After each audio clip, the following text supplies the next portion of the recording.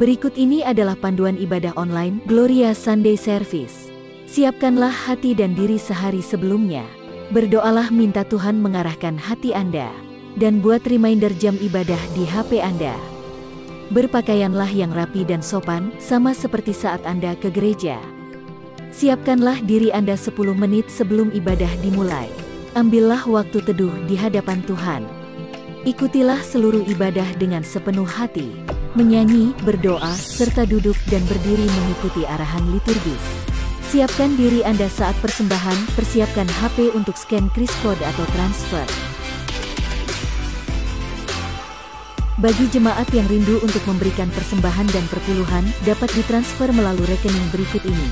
Atau dengan scan kris kode menggunakan aplikasi OVO, GoPay, link aja, atau dengan aplikasi M-Banking di HP Anda.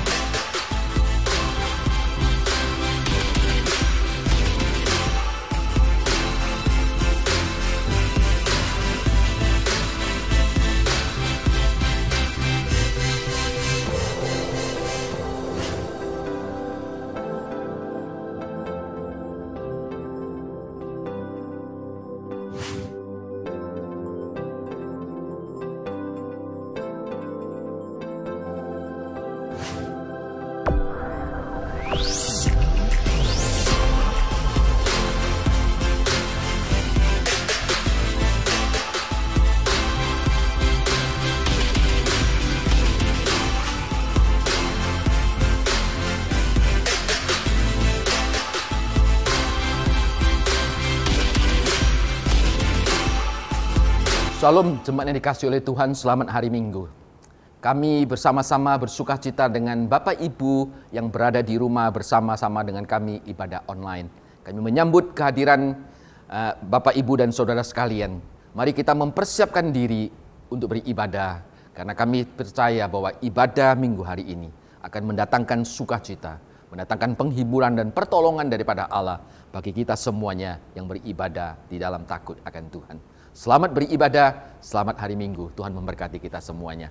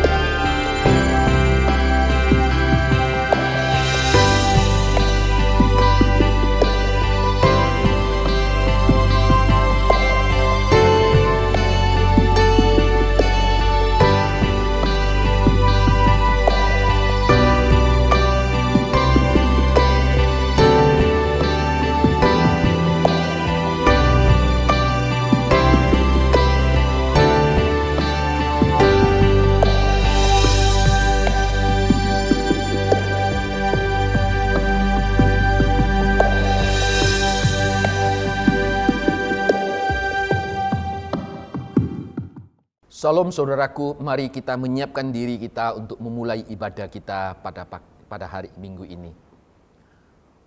Dengan satu keyakinan bahwa pertolongan ibadah kita adalah berasal daripada Tuhan, pencipta langit dan bumi. Turunlah atas kita sekalian rahmat dan sejahtera dari Allah Bapa, Putra, dan Roh Kudus. Amin. Hormat diberi bagi Bapa, Anak, dan Roh Kudus,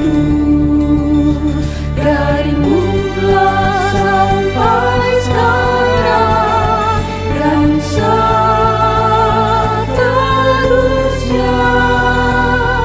dan mulia. Amin. Amin.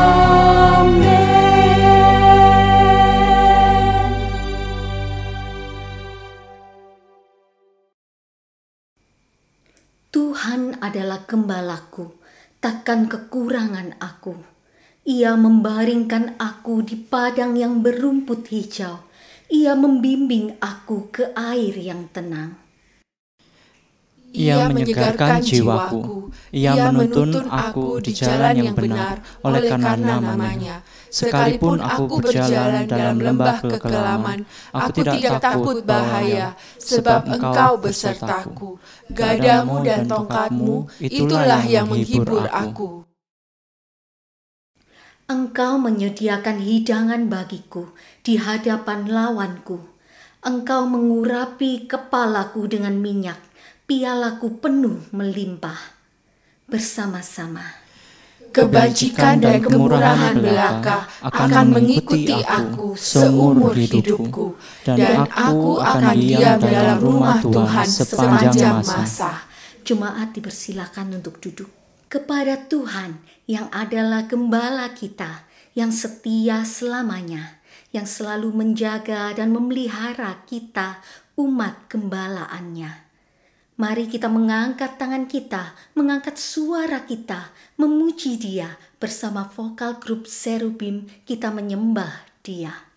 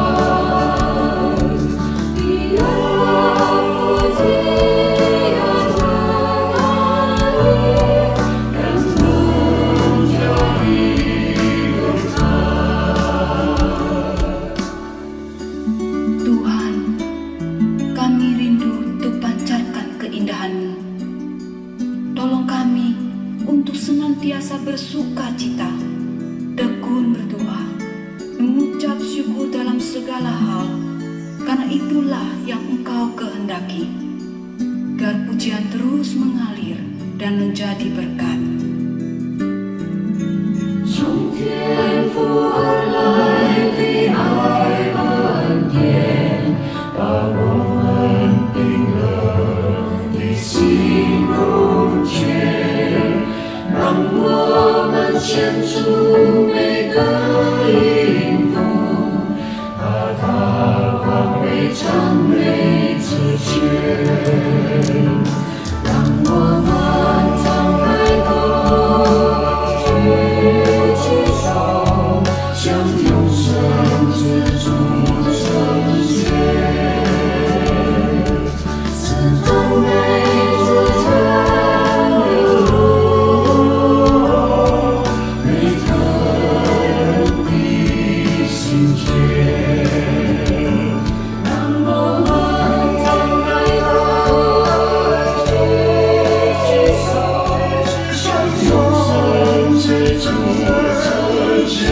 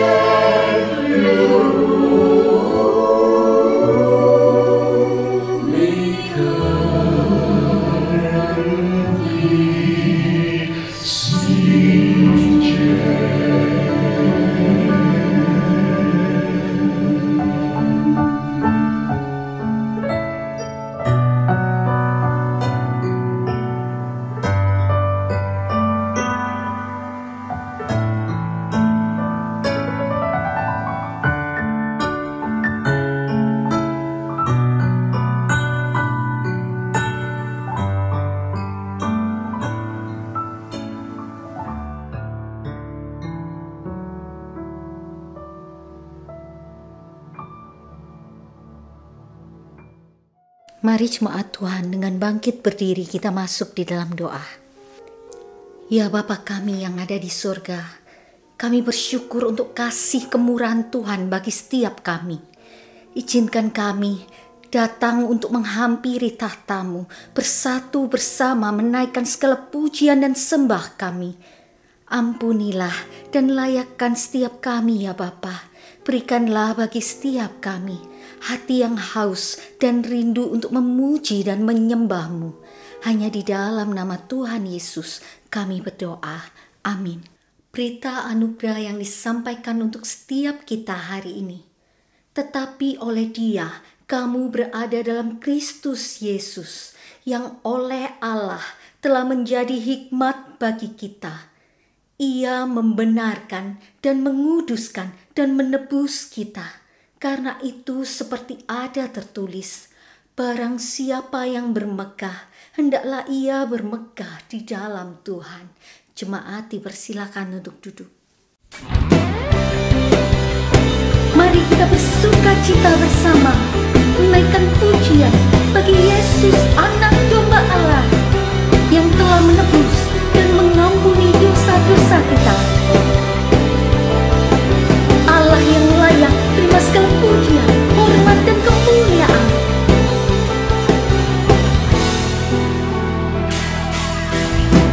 Tiba saatnya kami berkumpul bersatu, garis nafsuku dan bangsa.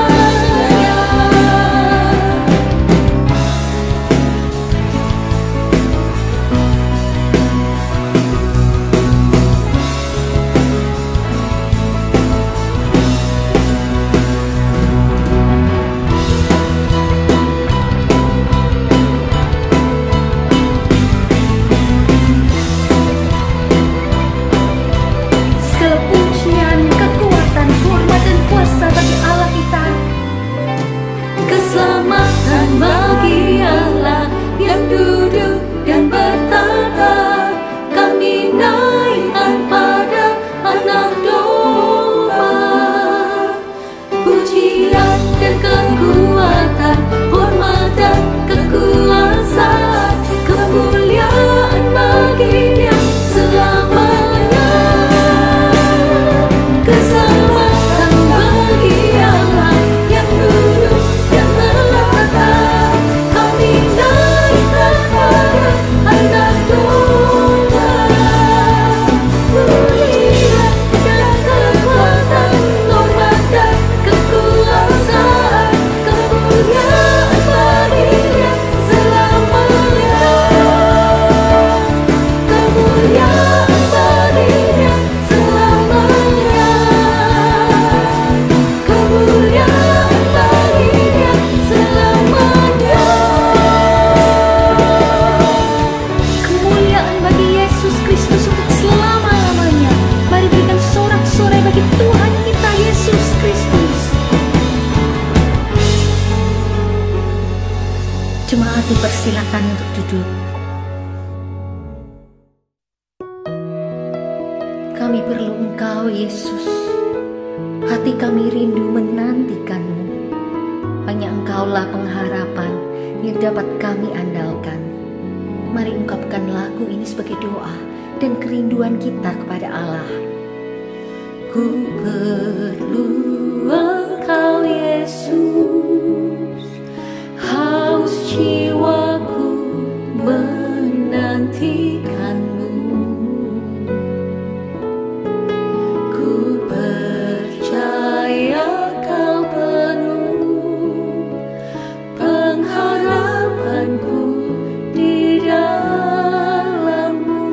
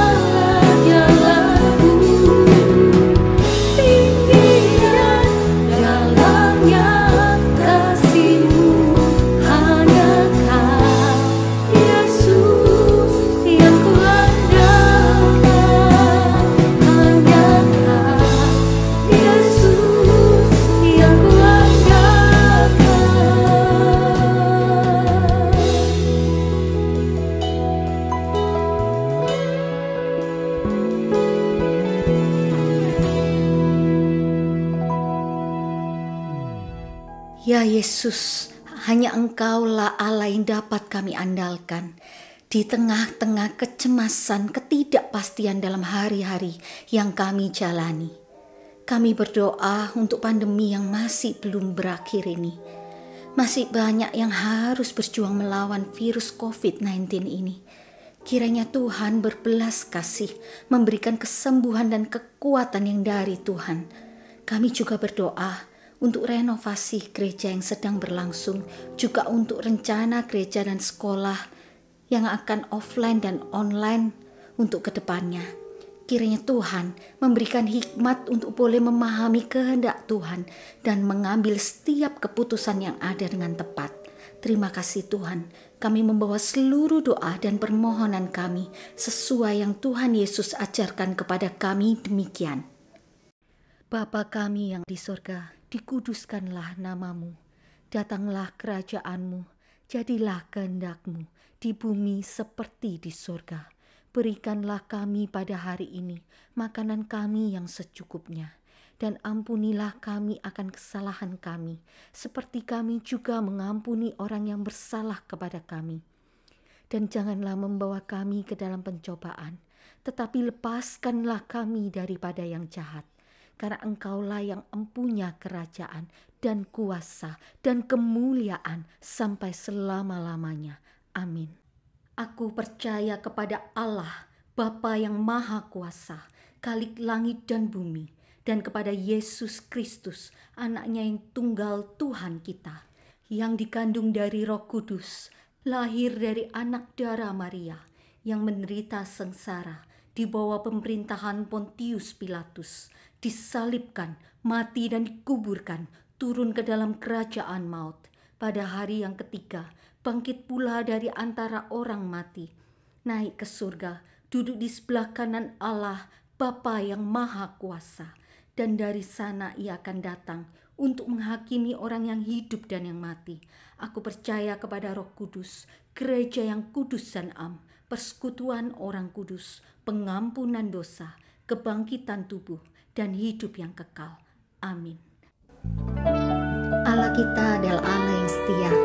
Dia tak akan meninggalkan kita di saat masa-masa tersulit dalam hidup kita.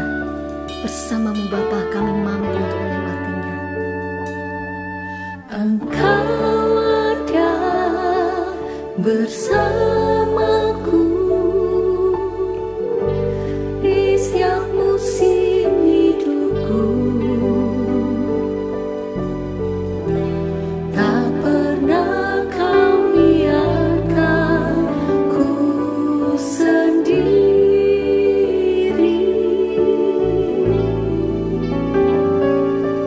Kekuatan di jiwaku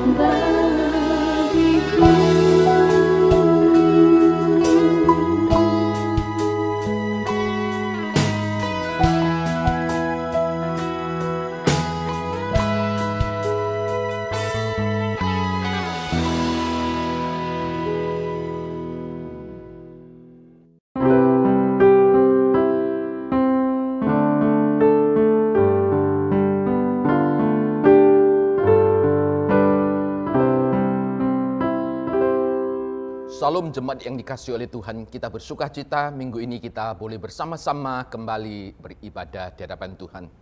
Mari saya mengajak kita bersama-sama menyiapkan diri untuk firman Tuhan yang akan kita baca dan renungkan bersama di dalam kesempatan ketika kita beribadah di minggu ini. Kita berdoa dan kita mohon pimpinan yang datang daripada Tuhan. Bapa Surgawi, kami bersyukur kepadamu untuk pemeliharaan Allah yang cermat atas hidup kami sebagai umat-Mu ya Tuhan. Kami melewati hari-hari hidup kami. Di tengah-tengah masa yang tidak mudah ya Tuhan, tangan Tuhan menaungi kami. Dengan kasih setia, dengan rahmat yang datang daripada Tuhan. Kami bersyukur kepadamu ya Tuhan. Secara khusus ketika minggu ini di hari perhentian, kami bersama-sama dengan keluarga di rumah masing-masing. Kami boleh beribadah dan kembali menyembah kepada Engkau. Saat ini kami menyiapkan hati kami untuk membaca dan merenungkan firman-Mu. Roh Kudus kiranya menolong kami, memimpin dan memberkati kami ya Tuhan. Memberikan pencerahan, hati yang mau belajar, hati yang mau taat di hadapan Engkau dan menghidupi firman-Mu. Terima kasih ya Tuhan, berkatilah kami semuanya. Dalam nama Yesus kami berdoa. Amin. Mari saudaraku, kita akan mendasari akan pemberitaan firman Tuhan dengan melihat dari 2 Raja-Raja pasal yang keempat, ayat yang ke-42 hingga 44.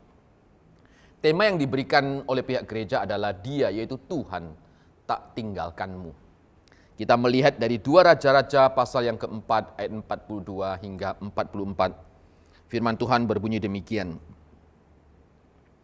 Datanglah seorang dari Baal Salisa dengan membawa bagi abdi Allah roti hulu hasil, yaitu 20 roti jelai serta gandum baru dalam sebuah kantong.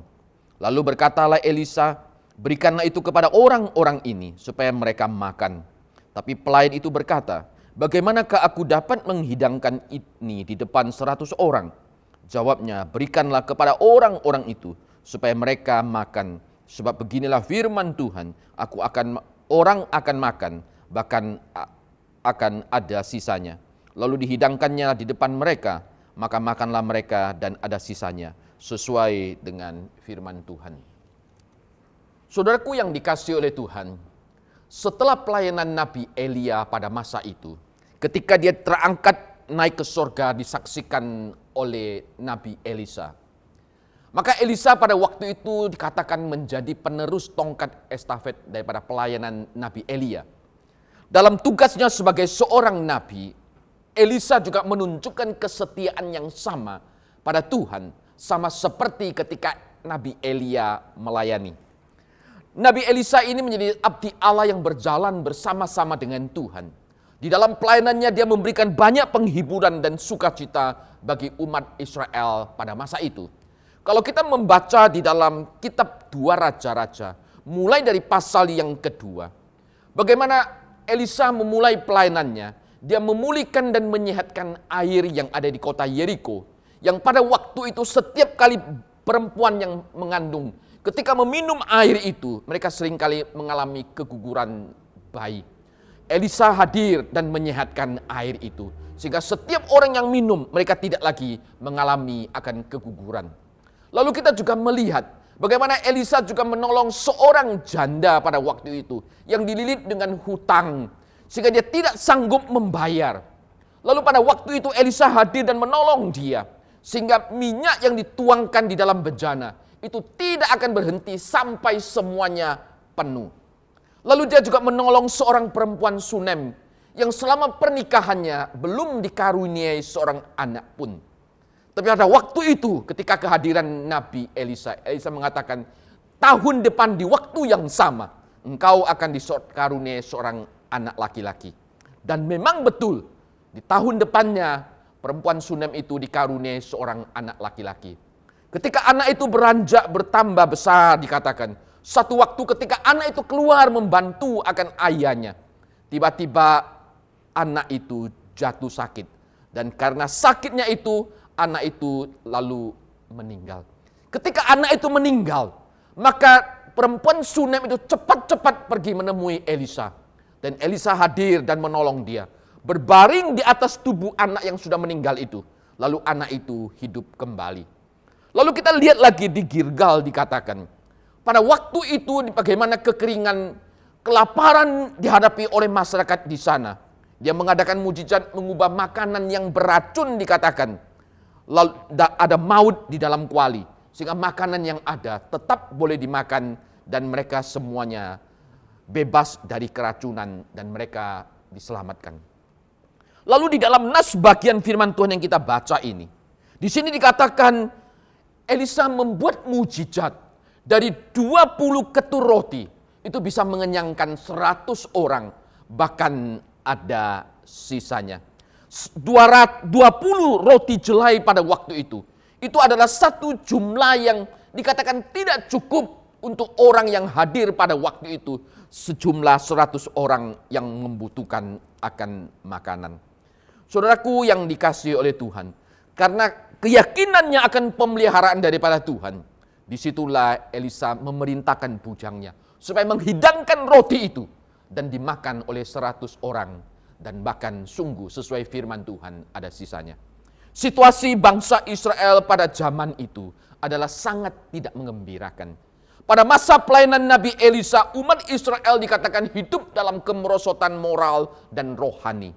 Mereka berpaling daripada Allah. Mereka kembali menyembah kepada para Baal pada waktu itu.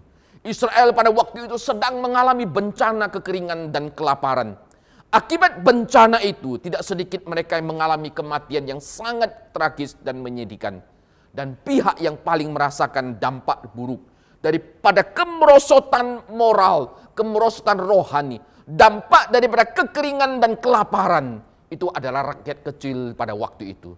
Dalam situasi hidup yang mengalami kemerosotan dan kesulitan, tidaklah heran kalau akhirnya mereka menjadi tawar hati. Mungkin sebagian mereka akan meragukan penyertaan Tuhan, sebagaimana yang telah dijanjikan kepada nenek moyang mereka. Dengan kata lain, kesulitan-kesulitan hidup yang silih berganti pada waktu itu membuat bangsa Israel menjadi begitu pesimis. Mereka kehilangan pengharapan, seolah-olah Tuhan tidak berdaya menolong mereka. Tuhan tidak peduli, bahkan mereka beranggapan Tuhan sudah meninggalkan mereka. Saya percaya kalau kita seringkali menghadapi kondisi pergumulan krisis untuk satu jangka waktu yang lama, dan itu datang terus menerus di dalam kehidupan kita, ada kalanya engkau dan saya juga mengalami menjadi tawar hati dan menjadi pesimis. Kita mungkin juga pada waktu itu timbul keraguan-raguan untuk mempercayai janji Allah yang akan memelihara kehidupan kita. Pada waktu itu umat Israel mengalami krisis yang sama. Mereka melihat bagaimana kekeringan, kelaparan itu terjadi pada waktu itu. Krisis kehidupan ternyata tidak hanya terjadi pada masa Alkitab kalau kita perhatikan gitu ya. Krisis kehidupan juga melanda kehidupan kita pada masa kini. Secara khusus ketika dunia dilanda pandemi. Dan ketika kita tinggal di Indonesia, kita pun mengalami krisis yang sama karena krisis pandemi yang ada. Kita mendengar sebagian mereka mengalami kesulitan untuk pekerjaan. Mereka sebagian mengalami kesulitan karena masalah kesehatan. Bahkan ada yang kehilangan anggota keluarga mereka. Ada luka, ada kesedihan, ada kedukaan yang berkepanjangan mereka alami. Pada masa itu di Gilgal dikatakan, ketika bencana kekeringan dan kelaparan, teriakan dan tangisan karena kelaparan terdengar di mana-mana. Mereka sulit untuk mendapatkan makanan. Baik orang yang muda, orang yang tua, anak kecil, orang yang mereka sudah dewasa. Mereka semuanya, semua lapisan mengalami krisis. Situasi seperti itu datanglah dikatakan pada masa itu. Ada seorang dari Baal Salisa yang membawa persembahan kepada abdi Allah, kepada Elisa pada waktu itu. Orang itu membawa hasil hulur daripada roti, sejumlah 20 roti jelai gandum baru. Nah, Bapak Ibu yang dikasihi oleh Tuhan, saudaraku, ketika engkau membaca bagian firman Tuhan ini, datanglah seorang dari Baal Salisa. Nah, disitulah kita melihat awal adanya kepedulian Allah terhadap umat Israel. Karena pada masa krisis adalah sangat sulit kita untuk peduli dengan orang lain. Ketika bencana kelaparan dan kekeringan, manusia cenderung egois dan memperhatikan akan dirinya sendiri. Tapi orang yang dikatakan berasal dari daerah Baal Salisa, yang tidak disebutkan namanya. Siapakah orang ini? Di balik itu sesungguhnya disitulah Allah berkarya. Allah tidak meninggalkan akan umatnya pada masa itu. Dari beberapa mujizat yang dilakukan oleh Nabi Elisa, kalau yang kita baca di dalam kitab 2 Raja-Raja ini, kita menyadari krisis, baik itu masalah finansial yang dialami oleh seorang perempuan, kelaparan ataupun maut atau kematian yang sedang mengintai umat manusia pada waktu itu. Disitulah kita melihat sekali lagi Tuhan tidak pernah meninggalkan mereka. Betul pada waktu itu ada rasa takut, ada perasaan tidak nyaman, tidak tentram, sedang melanda penduduk di Gilgal yang mengalami bencana akan kelaparan pada waktu itu. Imbasnya pun kalau kita lihat dialami oleh rombongan Nabi 100 orang yang kita baca di dalam bagian firman Tuhan ini. Mereka yang dipanggil secara khusus untuk melayani Tuhan. Mereka pun tidak luput daripada krisis, bencana, kelaparan, kekeringan yang sedang melanda. Ketika orang dari Baal Salisa membawa 20 roti ketul jerai itu, bagaimana mungkin 20 roti ketul itu cukup bagi orang sedemikian banyaknya?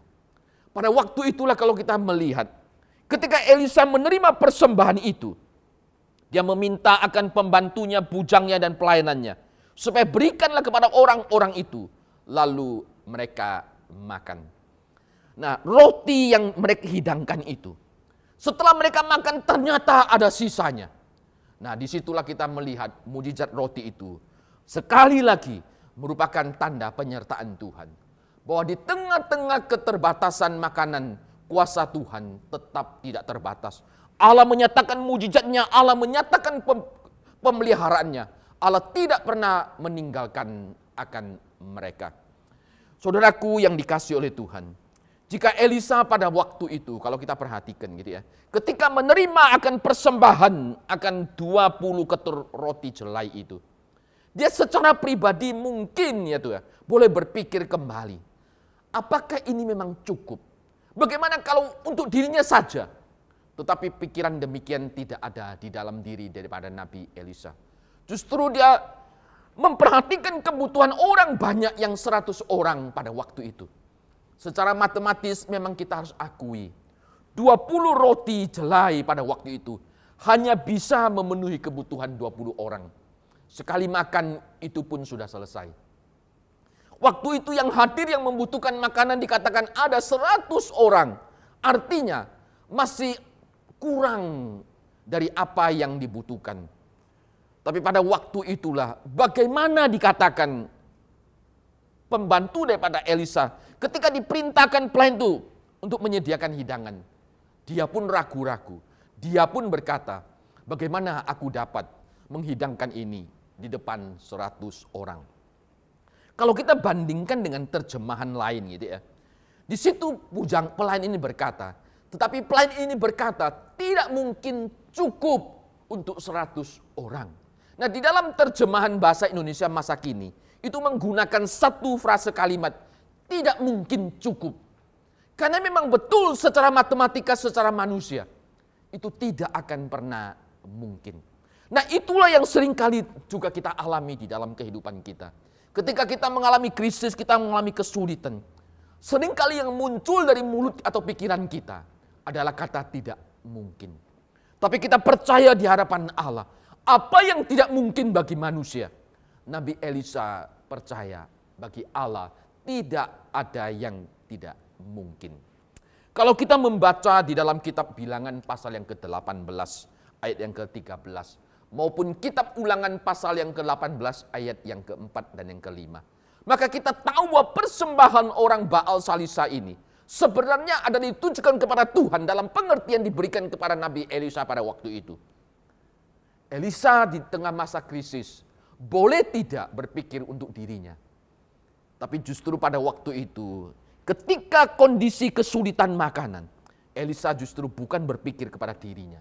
Dia berpikir kepada orang yang hadir, yang banyak, yang belum makan.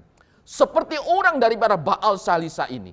Boleh tidak kalau dia di tengah-tengah masa kelaparan, dia memikirkan akan kepentingan dirinya sendiri. Tidak peduli dan tidak ingin berbagi. Bukankah ini kondisi yang dialami manusia pada hari ini? Bukan. Di tengah-tengah ancaman krisis kehidupan, manusia cenderung memperhatikan dirinya sendiri. Tapi orang dari Baal Salisai dan Nabi Elisa tidak demikian. Ketika mereka mempunyai, mereka juga memberikan dan memperhatikan orang-orang yang ada di sekitarnya.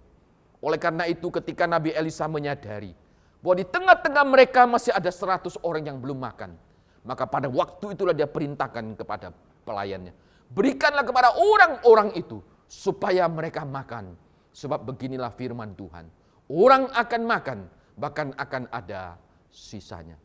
Dari mana muncul keyakinan seperti ini? Keyakinan ini muncul, saya percaya, karena pengalaman hidup daripada Elisa bersama-sama dengan Tuhan. Baik pada waktu dia masih bersama dengan Elia, dia melihat bagaimana betapa banyak mujizat yang Allah lakukan. Bagaimana Allah menunjukkan kasih setianya bagi umat Israel, bagi dirinya Elia maupun bagi dirinya Elisa. Di dalam sepanjang pelayanan, pengalaman masa lalu itu yang meyakinkan Elisa untuk melihat bahwa sungguh Tuhan adalah Allah yang tidak pernah meninggalkan. Saya percaya kita sebagai anak Tuhan, sebelum engkau dan saya tiba pada masa pandemik seperti ini, pada masa-masa lampau engkau dan saya juga mengalami banyak krisis. Tapi bukankah pada masa itu Tuhan telah menolong kita? Kita bisa melewati hari-hari hidup kita. Kita bisa bertahan sampai hari ini. Itu adalah satu pengalaman sejarah, pengalaman iman bersama dengan Tuhan. Tuhan memelihara kita. Karena keyakinan pengalaman hidup bersama dengan Tuhan. Sejarah pada masa lalu bagaimana Tuhan menolong. Maka disinilah kita melihat Nabi Elisa mempunyai satu keyakinan iman yang begitu luar biasa. Sehingga dia bisa berkata, berikanlah kepada orang-orang itu supaya mereka makan. Orang itu makan, bahkan ada sisanya. Perkataan daripada Nabi Elisa ini sebenarnya menantang engkau dan saya pada hari ini untuk berani melihat dan berani percaya bahwa Allah adalah Allah yang memelihara kehidupan kita. Bahwa Allah adalah Allah yang peduli. Dan Allah kita yang kita kenal di dalam Yesus Kristus adalah Allah yang sekali-kali tidak pernah meninggalkan kita. Maka ketika hidangan itu disediakan, sungguh benar mujizat itu terjadi. Dalam ketaatannya yang nampaknya sederhana, pelayan itu justru ketika dia menyediakan hidangan, disitulah Allah membuktikan bahwa dia sanggup melipat gandakan kebutuhan yang tadinya sangat terbatas. Sehingga persembahan yang dibawa oleh seseorang dari Baal Salisai itu, 20 roti jelai dan gandum baru itu, dapat memenuhi kebutuhan orang pada waktu itu sebanyak 100 orang dan bahkan ada sisanya. Melalui peristiwa inilah, maka kita diajarkan dan umat Israel pada waktu itu diajarkan untuk melihat betapa Tuhan memelihara, Tuhan menolong, dan Tuhan tidak meninggalkan akan umatnya. Di dalam perjanjian baru, di dalam kitab Injil, secara khusus Injil Matius pasal yang ke-14, bukankah di situ juga mencatat satu peristiwa ketika Yesus memberi makan 5.000 orang. Ketika Yesus bertanya, engkau harus memberi makan. Pada waktu itu murid-murid berpikir, bagaimana kami bisa memberikan makan kepada mereka dalam jumlah orang yang begitu banyak. Pada waktu itu murid yang hanya berkata, yang ada pada kami hanya 5 roti dan 2 ikan. Tapi yang ada pada mereka hanya ada 5 roti dan 2 ikan. Pada waktu itulah kita melihat betapa Tuhan mengucap syukur atas apa yang ada itu. Dan sungguh roti itu dengan 5 roti dan 2 ikan bisa mengenyangkan 5.000 orang. Itu adalah peristiwa yang kita lihat, baik di dalam perjanjian lama, di dalam kitab Raja-Raja, maupun di dalam kitab Injil ketika Yesus mengadakan mujizat. Disitulah kita melihat sekali lagi, Tuhan adalah Allah yang memelihara, yang tidak pernah meninggalkan akan umatnya. Inilah yang menjadi tanda mujizat yang sangat penting di dalam masa pelayanan, di dalam masa-masa yang penuh dengan krisis pada waktu itu. Karena tanda ini menyatakan belas kasihan Tuhan yang dinyatakan tepat pada waktunya. Bahwa Allah adalah Allah yang peduli. Allah tidak meninggalkan. Ketika kebutuhan umatnya yang begitu besar, di tengah-tengah masa kekeringan dan masa kelaparan, Tuhan tidak lupa menolong mereka. Tuhan tidak pernah meninggalkan atau memalingkan wajahnya dari umatnya pada masa itu. Dia menjaga dan mengawasi mereka. Dia melindungi mereka. Sehingga peristiwa apa yang dicatat ketika Elisa memberi makan 100 orang itu, sekali lagi membuktikan kasih setia Tuhan. Membuktikan bahwa Allah tidak pernah meninggalkan akan umatnya. Allah terus memelihara akan kehidupannya. Sebagian dari antara kita hari ini, kita juga berada dalam kondisi yang sulit, bukan? Kesulitan kadang-kadang juga menghalangi kita untuk berani menatap akan hari esok kita. Kadang-kadang itu juga menghambat kita untuk berani untuk melangkah maju. Sungguhkah hari esok akan lebih baik? Di tengah-tengah situasi yang dramatis, yang sulit seperti ini, kadang-kadang kita juga mengalami akan banyak kegelisahan dan kecemasan. Apakah usaha ini tetap bisa bertahan? Apakah saya bisa disembuhkan dari kondisi sakit yang terpapar COVID ini? Bagaimana dengan kehilangan anggota keluarga yang saya alami? Apakah hari esok saya tetap akan dipelihara oleh Tuhan? Apakah kondisinya akan jauh lebih baik? Semua pertanyaan itu bisa muncul. Kegelisahan seperti ini bisa datang di dalam kehidupan kita. Dalam masa pandemik ini, sebagian kita mungkin juga kehilangan pekerjaan. Kita tidak tahu bagaimana menyongsong hari esok kita. Seperti orang pada masa itu di Gilgal. Mereka tidak tahu bagaimana melihat hari esok mereka. Di tengah-tengah masa kekeringan dan masa kelaparan pada waktu itu. Ada orang yang terus menanti akan kebutuhan makanan. Di tengah-tengah kondisi yang sulit itu, kita sekali lagi melihat Allah itu hadir. Tepat pada waktunya, Allah menolong mereka. Di tengah-tengah kesulitan, Allah tidak meninggalkan mereka sama sekali. Pemazmur berkata di dalam Mazmur 34 ayat yang ke-11. Dia mengatakan singa-singa muda merana kelaparan. Tapi orang-orang yang mencari Tuhan tidak kekurangan sesuatu pun yang baik. Kita mengamini akan janji daripada Tuhan. Seperti yang dilakukan oleh pemazmur pada waktu itu. Memang betul ada singa-singa muda yang kelaparan. Tetapi orang-orang yang mencari Tuhan, mereka tidak akan kekurangan sesuatu yang baik. Percayalah, di tengah-tengah masa yang pandemik yang penuh kesulitan saat ini, krisis kesehatan sedang melanda dunia. Allah adalah Allah yang tetap tidak pernah meninggalkan umatnya. Walaupun pikiran kita tidak bisa menjangkau. Kenapa Allah diam sampai saat ini? Tapi kita selalu berharap dan percaya dalam iman. Bahwa pertolongan Tuhan selalu datang tepat pada waktunya. Waktu Tuhan adalah waktu yang terindah bagi hidup kita. Oleh karena itu, saudaraku yang dikasihi oleh Tuhan.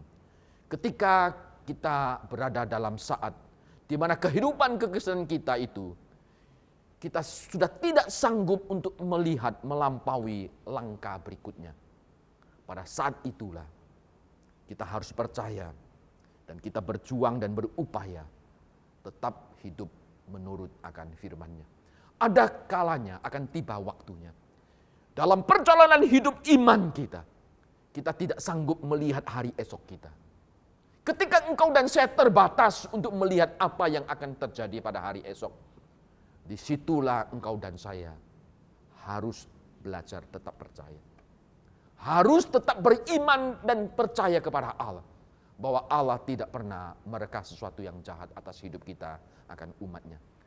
Pada saat yang sulit itulah, engkau dan saya terus berjuang dan terus berupaya. Hidup sebagaimana yang Tuhan inginkan. Kita tidak menyangkali iman kita. Mujizat itu terjadi ketika Nabi Elisa percaya bahwa Allah tidak pernah meninggalkan. Allah memelihara akan umatnya. Maka dengan berani, dengan penuh keyakinan dia katakan, berikanlah kepada orang-orang itu makan. Dan akan ada sisanya. Ketika mereka melangkah, disitulah mujizat terjadi. Mari saudaraku, di tengah-tengah kondisi hidup yang ada ini, engkau dan saya tidak bisa melihat langkah berikutnya. Engkau dan saya tidak bisa melihat hari esok kayak gimana. Di saat seperti itu, mari kita tetap percaya bahwa Tuhan adalah Allah yang berdaulat atas hidup kita. Allah adalah Allah yang memelihara hidup kita. Allah adalah Allah yang tidak meninggalkan kita. Kita tetap beriman dan tetap percaya dan hidup di dalam terang firman-Nya. Kiranya Tuhan menolong engkau dan menolong saya di tengah-tengah masa pandemik yang sulit ini. Di dalam anugerah Allah, Allah terus melindungi akan engkau dan saya. Amin. Mari kita bersama-sama berdoa.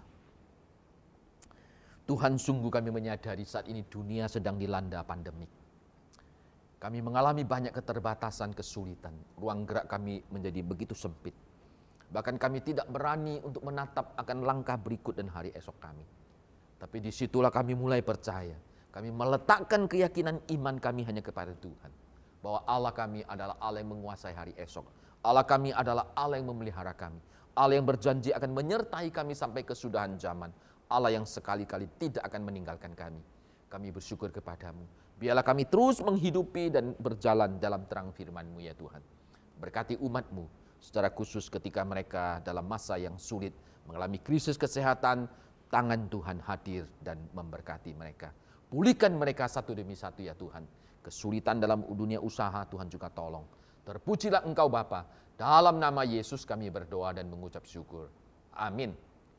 Kita bersuka cita pada minggu ini ketika kita beribadah bersama-sama, kita boleh bersama-sama mengikuti sakramen perjamuan kudus.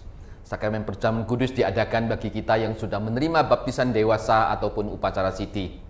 Mari kita menyiapkan hati untuk mengikuti sakramen perjamuan kudus ini. Saya mengundang saudara yang berada bersama-sama kita beribadah di rumah, kita bisa bangkit berdiri bersama-sama mengikuti sakramen perjamuan kudus ini. Kita akan bersama-sama berdoa sebelum kita mengikuti akan sakramen perjamuan kudus ini dan mohon pimpinan daripada Tuhan. Bapa Surgawi, terima kasih di hari perhentian ketika kami beribadah bersama-sama. Tuhan juga mengundang kami sekali lagi untuk bersama-sama menghampiri meja Tuhan dan mengikuti akan sakramen perjamuan kudus. Biarlah melalui sakramen perjamuan kudus ya Tuhan, sekali lagi Tuhan boleh meneguhkan pengharapan iman kami di dalam Engkau di tengah-tengah masa pandemik ini ya Tuhan. Melihat betapa Tuhan mengasihi kami, Tuhan yang sudah menyelamatkan kami, maka di dalam anugerah Tuhan, Tuhan memelihara kami hari lepas hari. Terima kasih ya Tuhan, terpujilah Engkau Bapa, dalam nama Yesus kami berdoa. Amin. Saya akan bacakan satu bagian firman Tuhan yang terambil dari 1 Korintus pasal yang ke-11. Ayat yang ke-23, firman Tuhan berbunyi demikian. Sebab apa yang telah kuteruskan kepadamu telah aku terima dari Tuhan, yaitu bahwa Tuhan Yesus pada malam waktu ia diserahkan, ia mengambil roti. Dan sesudah itu ia mengucap syukur atasnya. Ia memecah-mecahkannya dan berkata, inilah tubuhku yang diserahkan bagi kamu. Perbuatlah ini menjadi peringatan akan aku. Demikian juga ia mengambil cawan dan sesudah makan, lalu berkata, cawan ini adalah perjanjian baru yang dimateraikan oleh darahku. Perbuatlah ini setiap kali kamu meminumnya menjadi peringatan akan aku. Sebab setiap kali kamu makan roti ini dan minum cawan ini, kamu memberitakan kematian Tuhan sampai ia datang. Mari saudaraku, kita akan bersama-sama mengiringi dengan sebuah pujian untuk menyiapkan hati kita menerima sakramen perjamuan kudus. Nyawaku diberikan bagimu.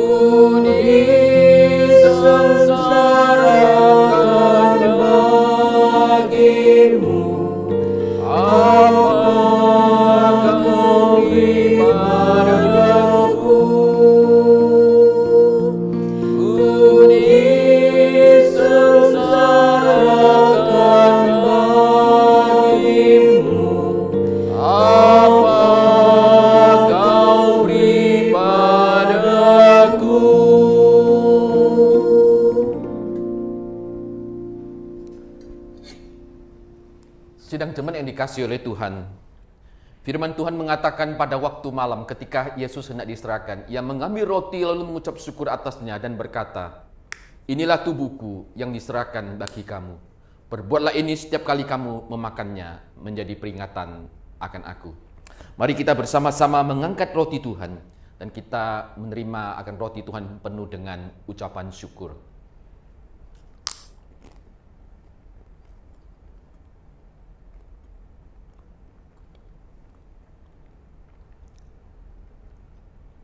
Sesudah itu Yesus mengangkat cawan lalu mengucap syukur atasnya dan berkata, cawan ini adalah perjanjian baru yang dimateraikan oleh darahku, yang ditumpahkan bagi pengampunan dosa. Perbuatlah ini setiap kali kamu meminumnya, menjadi peringatan akan aku. Mari kita bersama-sama dengan hati yang penuh dengan ucapan syukur, menerima akan cawan Tuhan.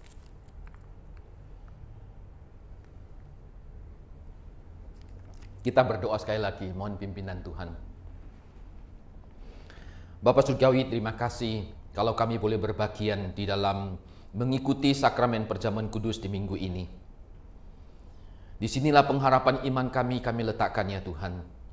Bahwa pada satu hari kelak ketika anak manusia datang yang kedua kalinya, ketika pesta perkawinan anak domba diadakan, biarlah kami juga ada di sana ya Tuhan. Menikmati sukacita yang sama yang Tuhan karuniakan bagi orang-orang percaya. Tuhan, di tengah-tengah perjalanan hidup kami di dalam dunia ini, Tuhan topang kami, Tuhan pelihara kami ya Tuhan, supaya ketekunan iman kami, pengharapan iman kami di dalam Engkau terus berkobar-kobar ya Tuhan dan terjaga ya Tuhan, hingga hari kesudahan daripada Tuhan. Berkati umat-Mu ya Tuhan, di tengah-tengah masa yang tidak mudah ini, biarlah Tuhan terus menaungi kami dengan kasih setia, dengan rahmat yang datang daripada Allah. Dalam nama Yesus kami berdoa dan mengucap syukur. Amin. Bapak Ibu silakan duduk kembali.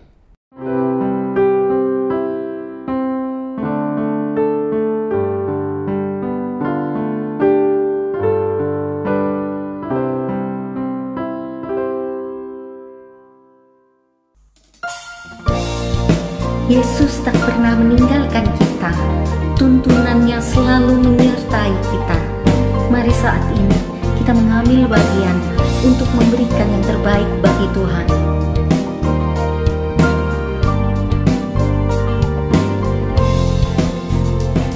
Lead me, oh blessed thou, oh world with heavenly comfort from Father I do, wherever I be still is God's hand that leadeth me. He leadeth me, He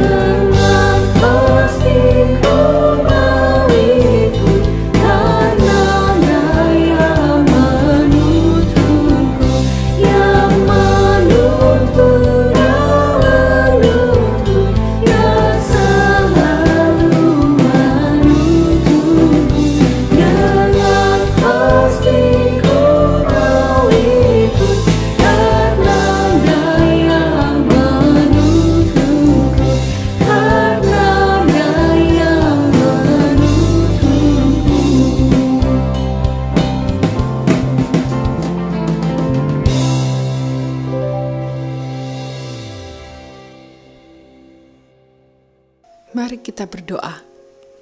Terima kasih Tuhan untuk tuntunan-Mu dalam hidup kami. Ajarlah kami untuk mengikut Engkau dengan setia.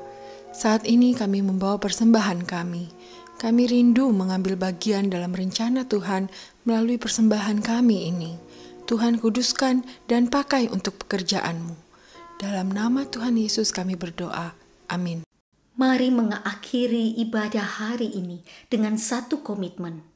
Allah yang Esa, Juru Selamat kita oleh Yesus Kristus Tuhan kita, bagi Dia adalah kemuliaan, kebesaran, kekuatan dan kuasa sebelum segala abad dan sekarang dan sampai selama-lamanya. Puji Allah Bapa Putra, puji Allah Roh Kudus, ketiganya yang asa, pohon selamat sumber berkat.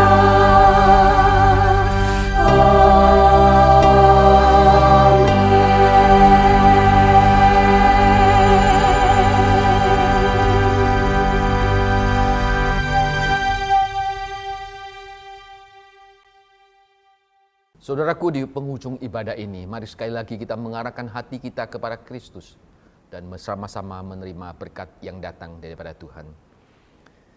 Kiranya Tuhan memberkati engkau dan melindungi engkau. Tuhan menyari engkau dengan wajah-Nya dan memberi engkau kasih karunia. Tuhan Allah menghadapkan wajah-Nya kepadamu dan memberi engkau damai sejahtera mulai dari saat ini dan sampai selama-lamanya. Amin.